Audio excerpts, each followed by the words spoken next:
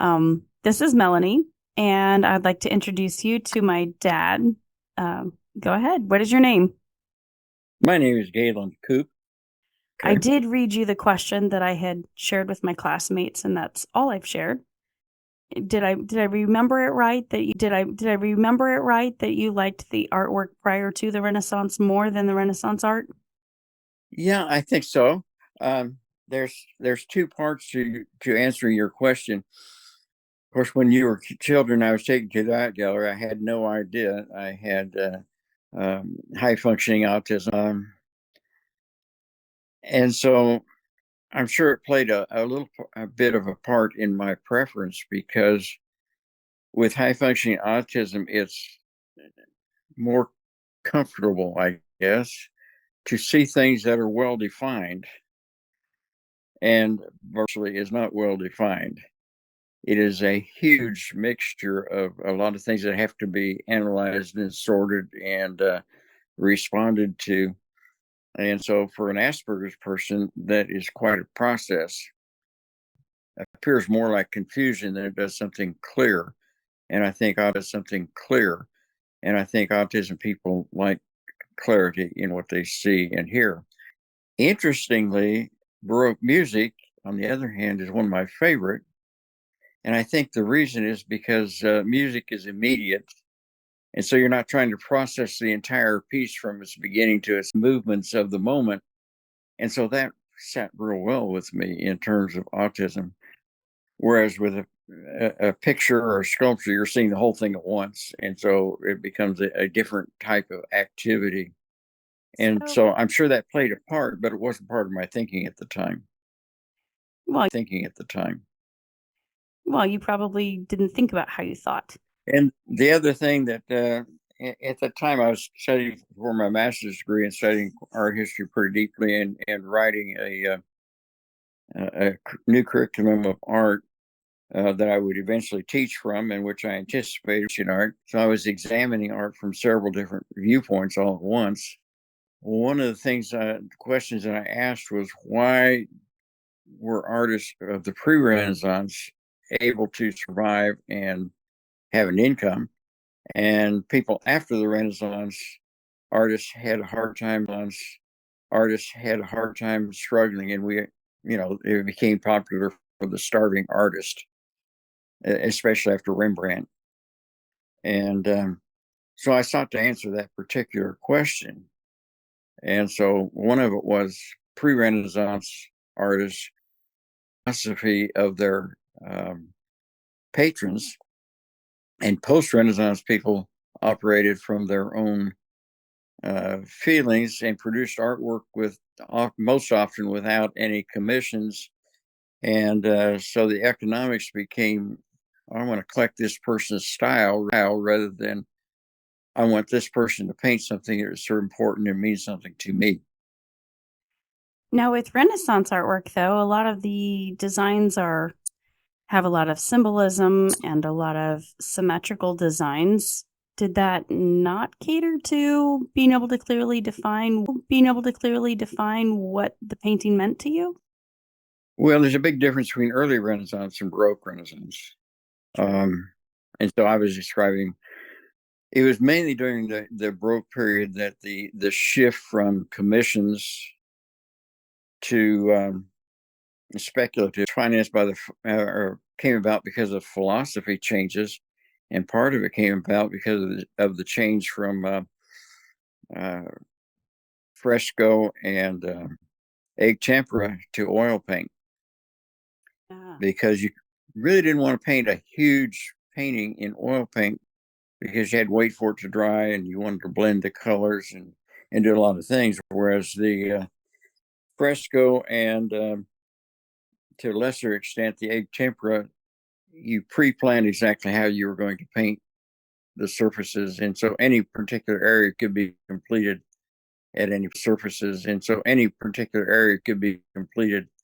at any particular time. And so it wasn't a matter of blending and working back and forth. And so they worked with smaller pieces of artwork. And so it allowed the artist to do something off the spur of his or her thinking or way. So that affected the economics quite a bit. Now, the early Renaissance was mainly a movement from rather stylized symbolism to a symbolism that had facial expressions, and the facial expressions, rather than the pre-defined, carried a lot of the meaning. And so the early Renaissance, I'm looking at the philosophy when I say I prefer the early Renaissance, pre-Renaissance to the Renaissance itself.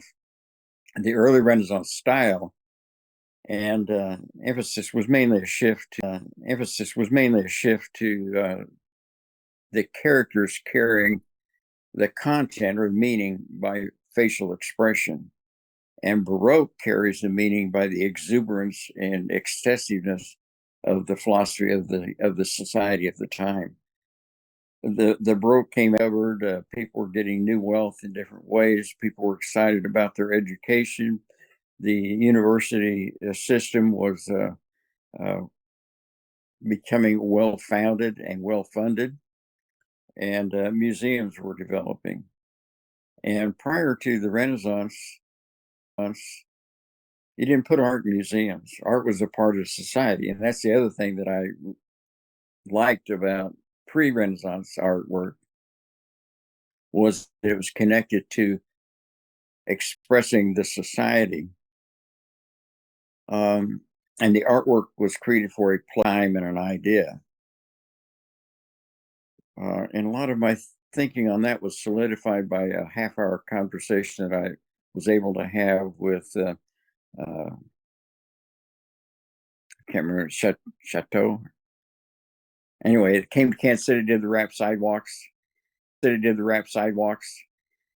Oh, You know, in order yeah, to implement the philosophy that was current with Michelangelo, right. they had to relate it to a historical event and historical value and religious value in order to raise the money to have contributions to make. In terms of Asperger's, I I, I was responding at that time to my college education in terms of what is aesthetics, and Mm, I emphasize the aesthetic thinking in history over the social and philosophical positions of the time or the finances of that. That came much later in my studies, and okay. so I really am trained and taught as an aesthetic artist. Hmm. And so as I look at art history, I look at, besides going back and looking at the financial forces involved and the philosophical transition of society, I just look at the aesthetics and say, okay, this is beautiful or ugly or motivates me or inspires me because of the texture. I like the contrast between the smoothness and the roughness. I like the flowing lines versus the stable lines, and so on. And that's the way I think of art.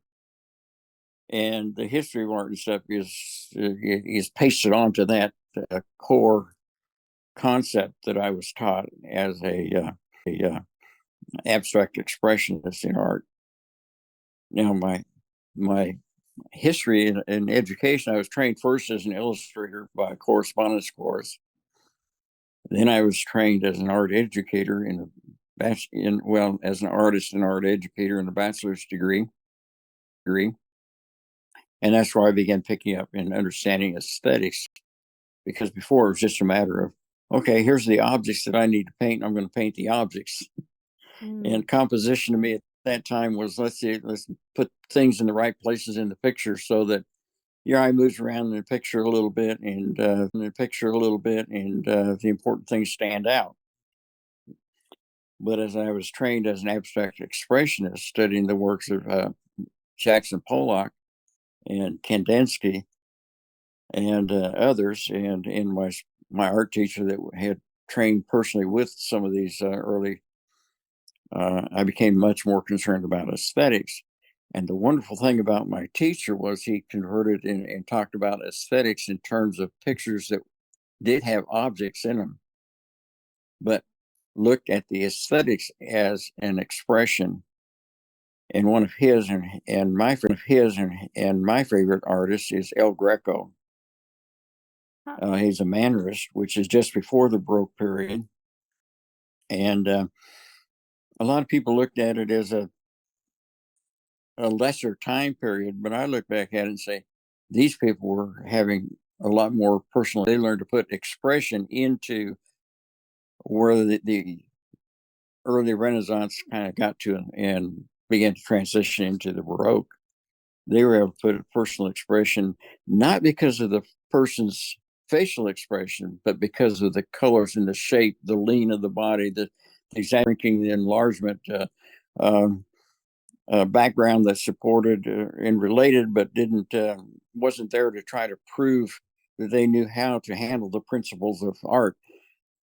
Early Renaissance, the principles of art was learning how to create space and form, to create space and form. Right.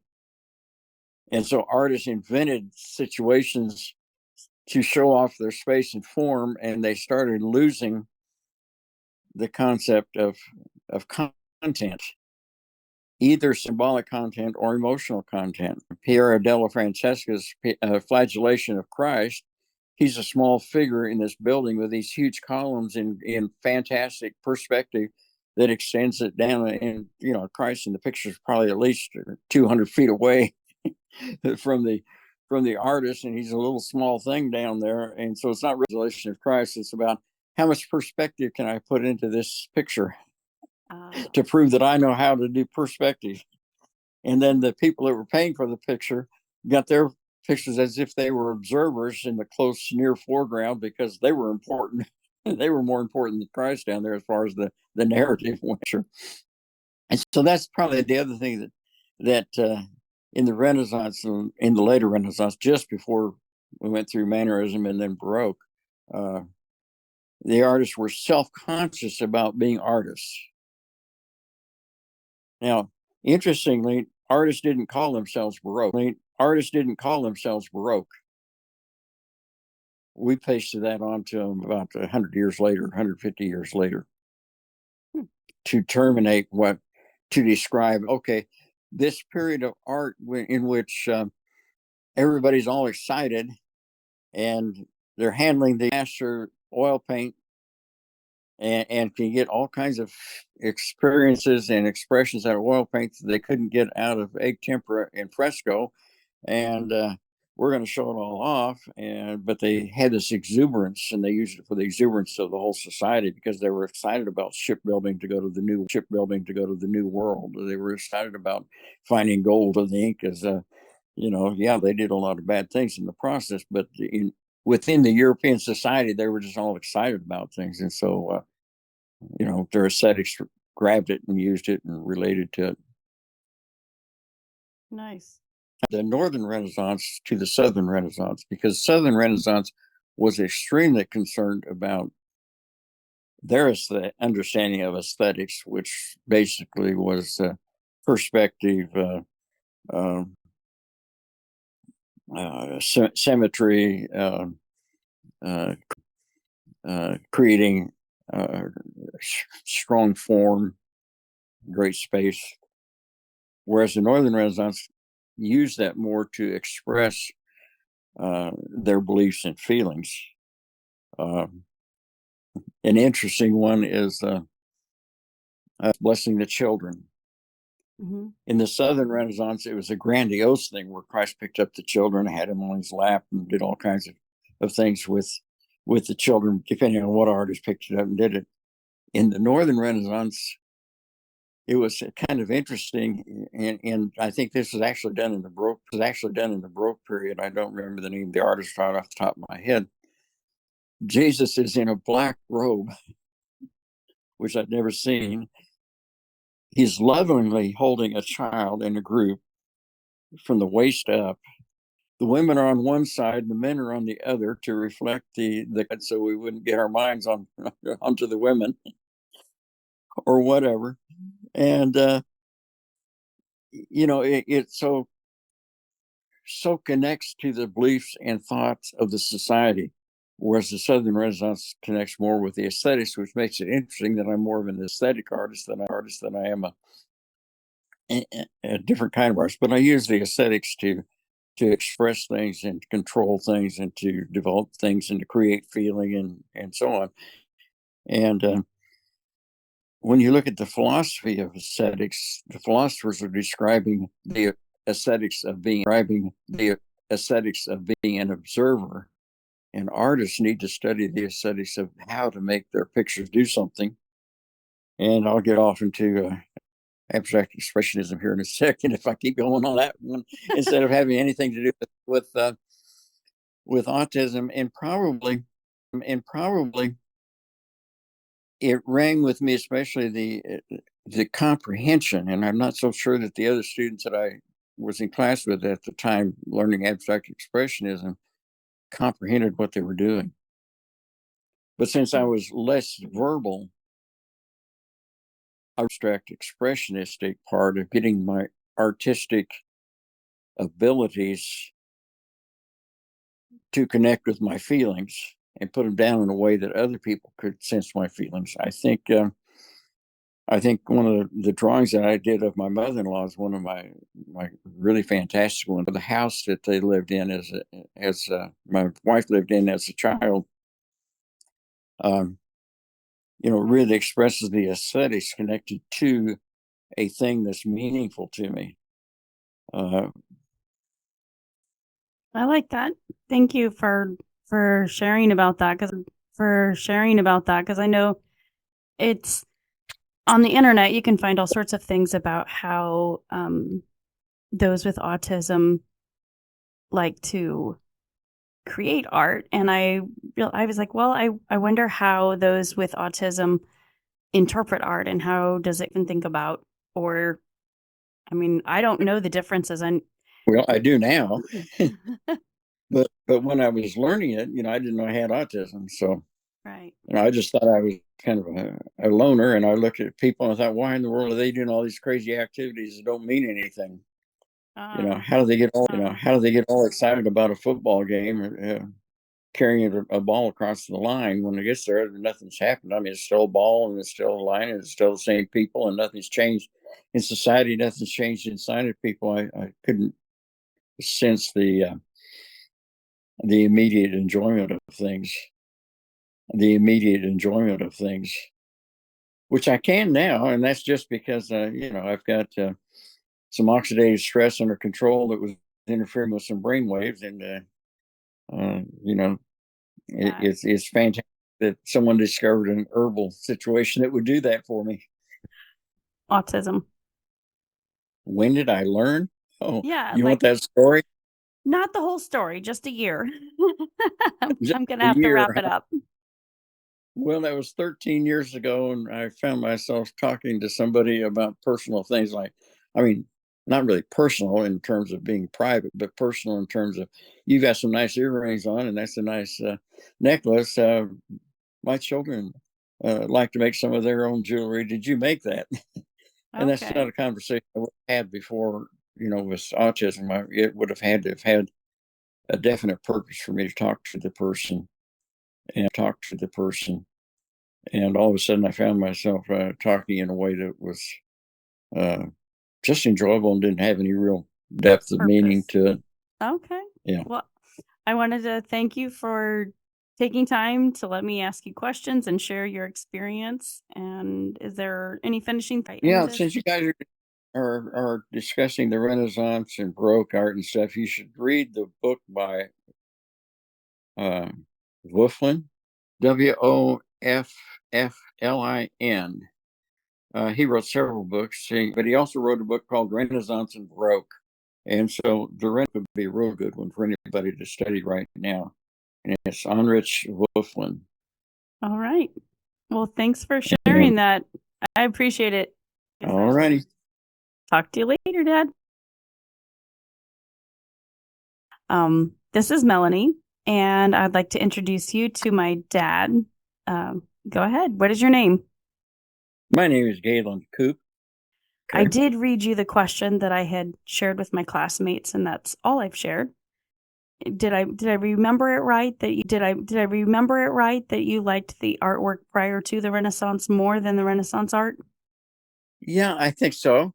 Um, there's two parts to answering your question. Of course, when you were children, I was taken to that gallery. I had no idea I had high functioning autism, and so I'm sure it played a bit of a part in my preference because with high functioning autism, it's more comfortable, I guess, to see things that are well defined and virtually is not well defined.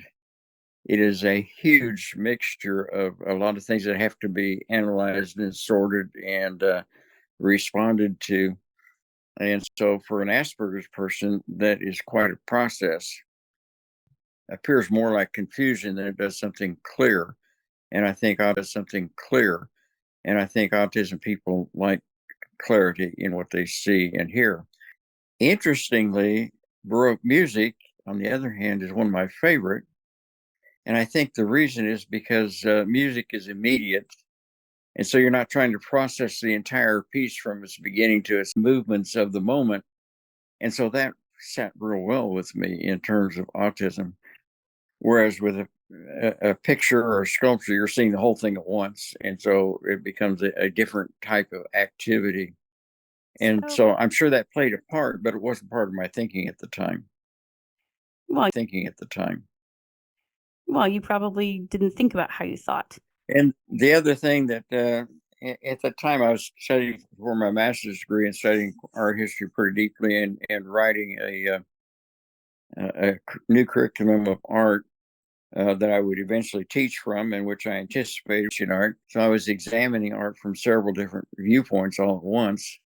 One of the questions that I asked was why were artists of the pre-Renaissance able to survive and have an income, and people after the Renaissance, artists had a hard time struggling, and it became popular for the starving artist, especially after Rembrandt.